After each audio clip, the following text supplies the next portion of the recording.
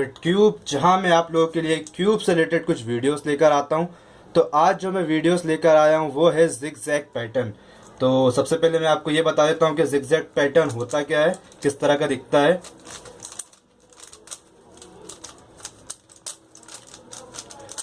तो देखिए friends, zigzag pattern कुछ ऐसा होता है कि जो हमारी इंक्लाइन लाइन मिलती है हमें अपने फ्रंट फेस पर, साइड फेसेस पे भी इंक्लाइन लाइन मिलती है। तो इस तरह से कुछ वी शेप बनाते हुए जिगजैग पैटर्न बनता जाता है। ये देख रहे हैं आप? ठीक है, तो मैं आपको अब सिखाता हूँ कि जिगजैग पैटर्न कैसे बनाते हैं। चलिए हम जानते हैं कि जिगजैग पैटर्न कैसे बनता है। उससे पहले मैं आपको अपने बेसिक्स नोटेशन बता देता हूँ, हमेशा की तरह कि बेसिक नोटेशन क्या होते हैं क्यूब के। तो बेसिक नोटेशन हम राइट लेयर से शुरू करते हैं।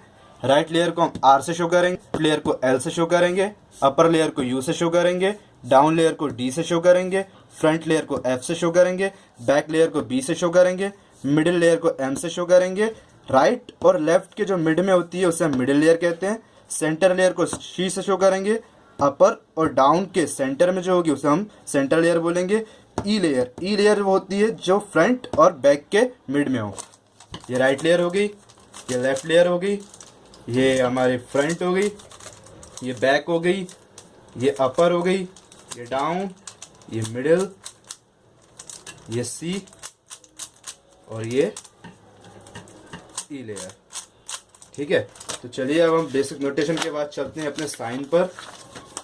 जी हाँ दोस्तों, राइट, लेफ्ट और मिड लेयर के केस में हम अपवर्ड और डाउनवर्ड एरो यूज करेंगे। अप, डाउन और सेंटर लेयर के केस में फॉरवर्ड और बैकवर्ड एरो यूज करेंगे।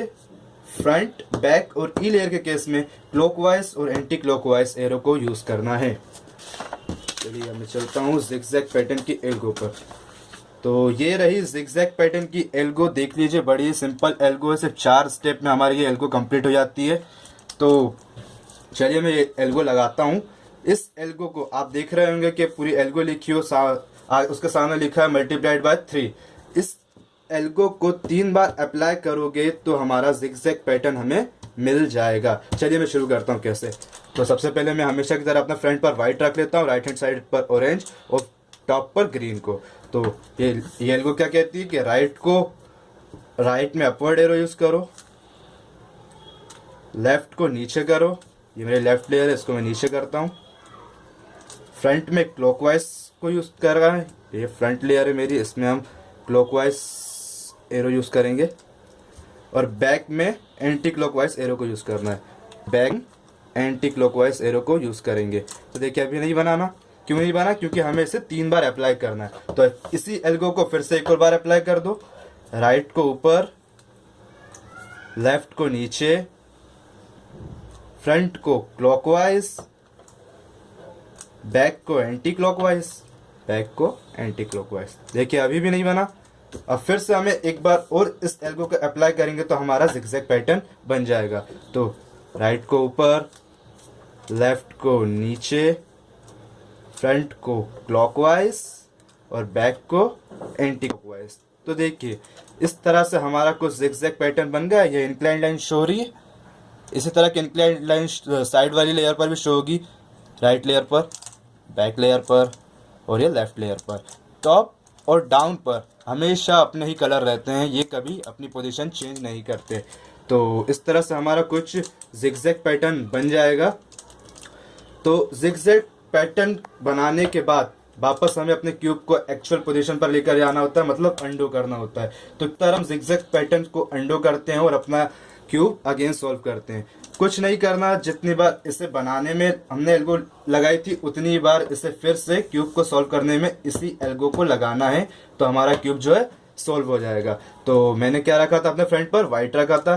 तो चलिए मैं देखता हूँ व्हाइट का। ये रहा मेरा व्हाइट फ्रंट पे, राइट हैंड साइड पर ऑरेंज और टॉप पर हमेशा की तरह ग्रीन। अब इसी एल्गो को मैं 3 बार और अप्लाई कर दूंगा तो जिगजैग पैटर्न सॉल्व होकर हमारा पूरा का पूरा क्यूब जो है सॉल्व हो जाएगा। तो चलिए फिर से इसे सॉल्व करता हूँ।